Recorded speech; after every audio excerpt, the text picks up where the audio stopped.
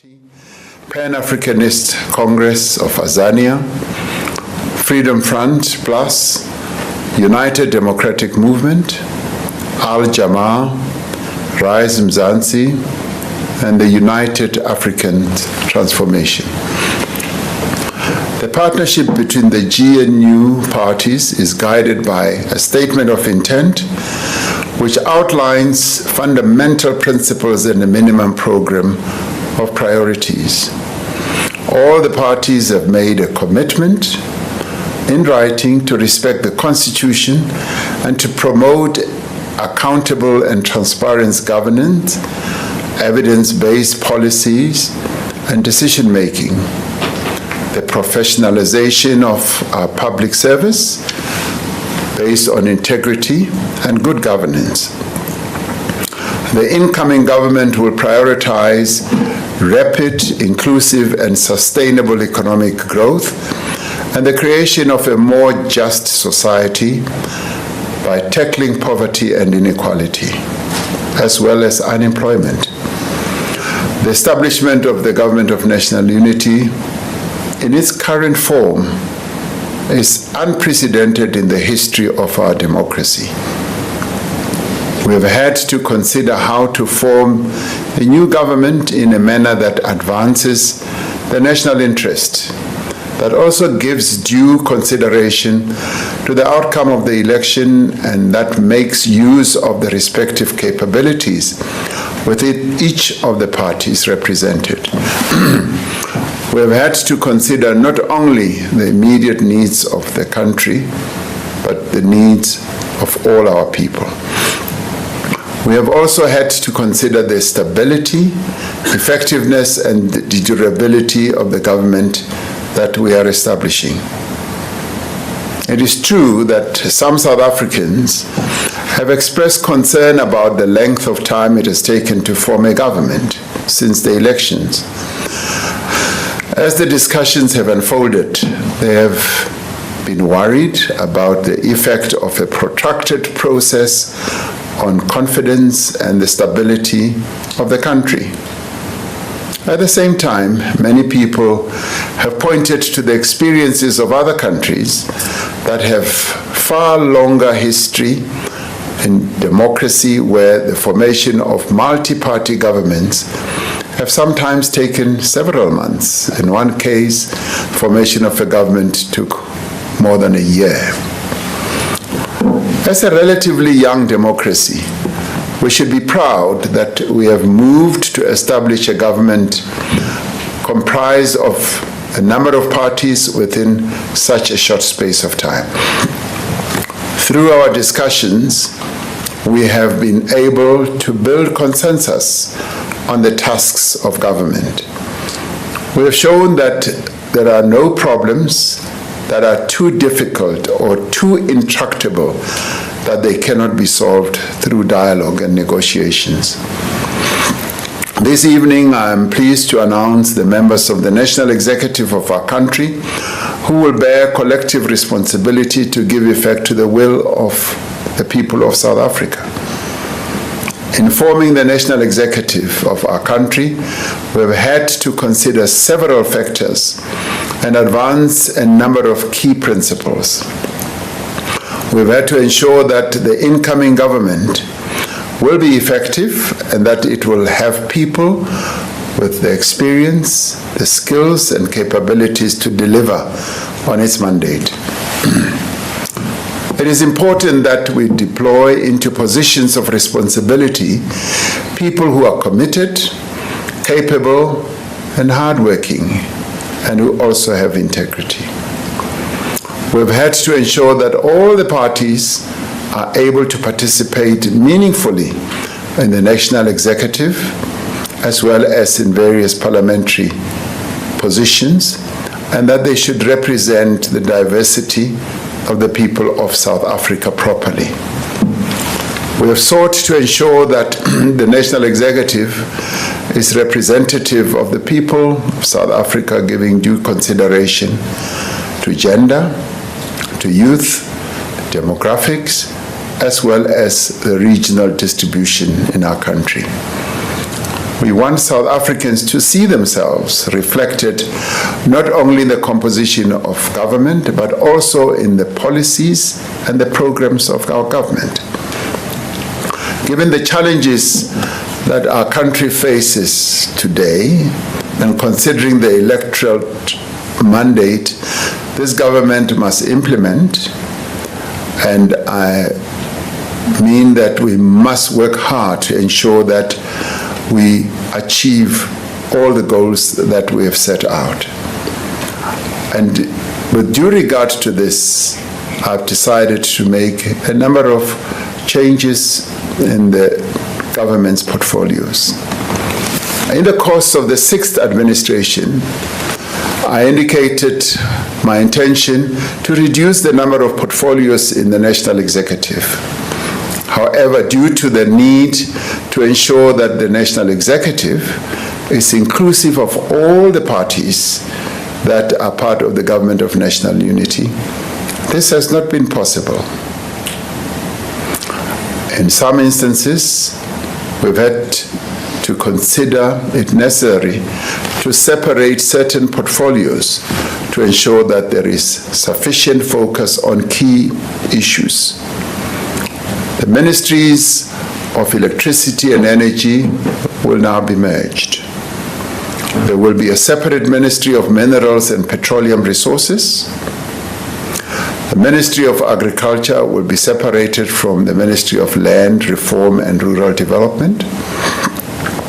The Ministry of Higher Education will be separated from the Ministry of Science, Technology and Innovation. The Ministry of Justice and Constitutional Development will be separated from the Ministry of Correctional Services. There will no longer be a Ministry of Public Enterprises. The coordination of the relevant public enterprises will be located in the Presidency during the process of implementing a new shareholder model. However, various key institutions will be reporting to the various ministries for policy matters. The following appointments to the executive will therefore be made. The Deputy President is Paul Mashatile. The Minister of Agriculture is John Steenhuisen. The Deputy Minister of Agriculture is Rosemary Nokuzola Kapa. Minister of Land Reform and Rural Development is Mzwanele Nyoncho. Deputy Minister of Land Reform and Rural Development is Chupu Stanley Matabata. Minister of Basic Education is Siviwe Kwahube. The Deputy Minister of Basic Education is Regina Mahaule. Minister of Communications and Digital Technologies is Soli Malati. The Deputy Minister of Communications and Digital Technologies is Mondli Gungubele. The Minister of Cooperative Governance and Traditional Affairs is Velinkosi Tlabisa. The Deputy Minister of Cooperative Governance and Traditional Affairs is Dixon Masemola and Nkosi Zolile Burns Ngamashe.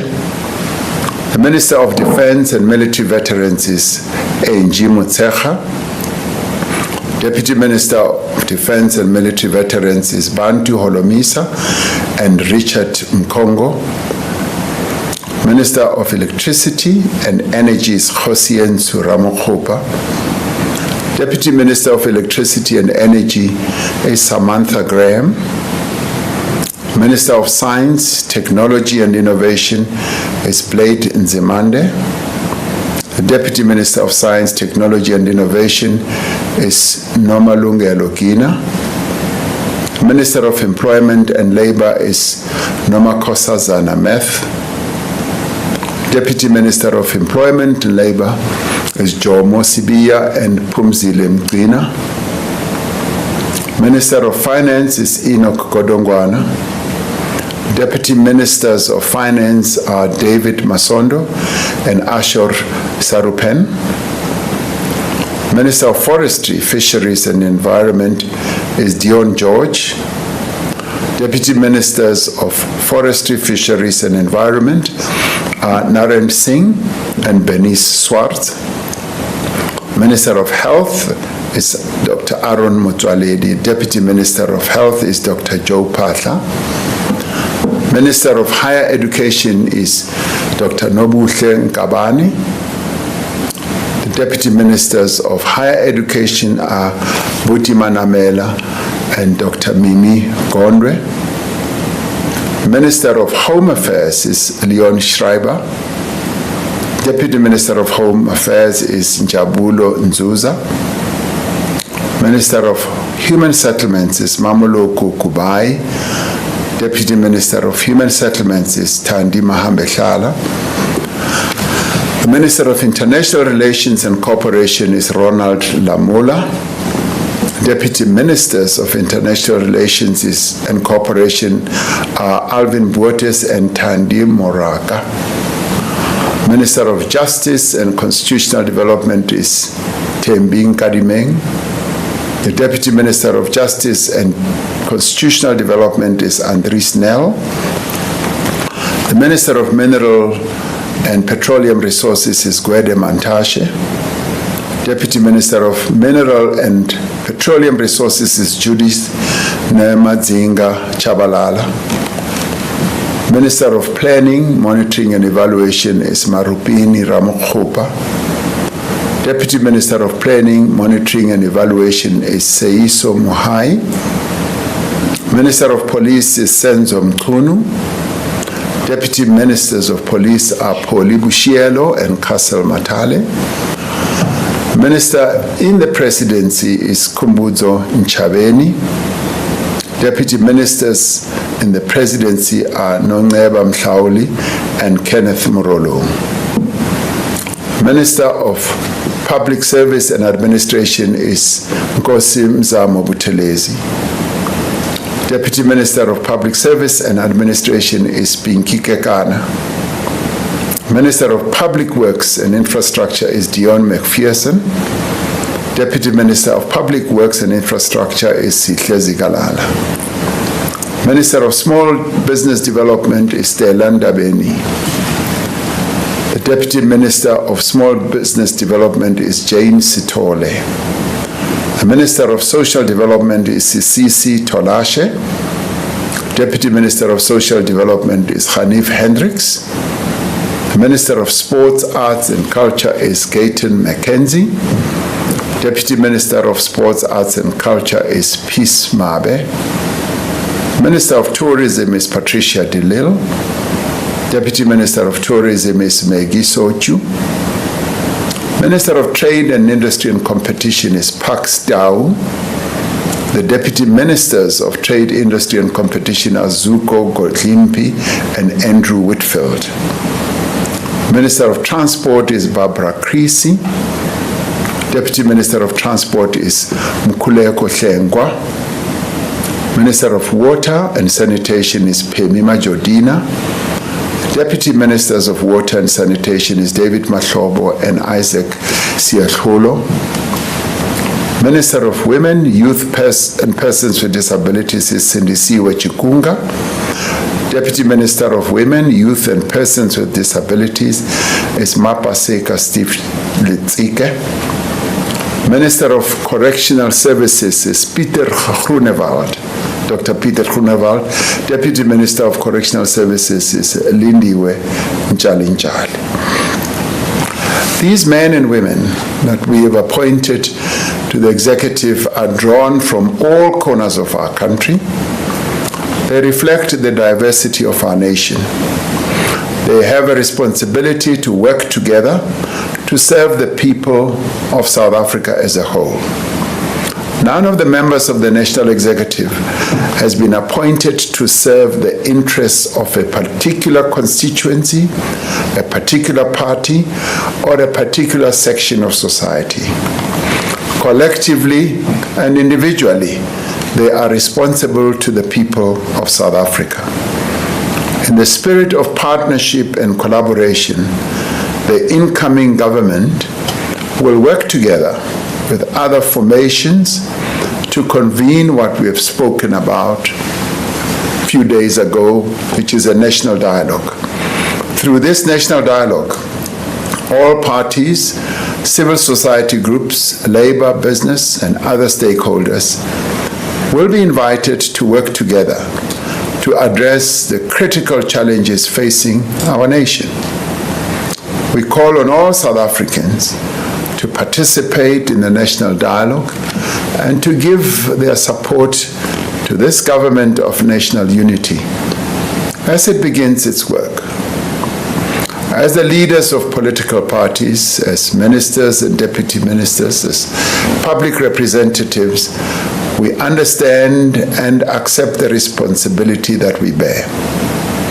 We have all been called upon to serve the people of this country, and we will do so to the utmost of our ability. I thank you.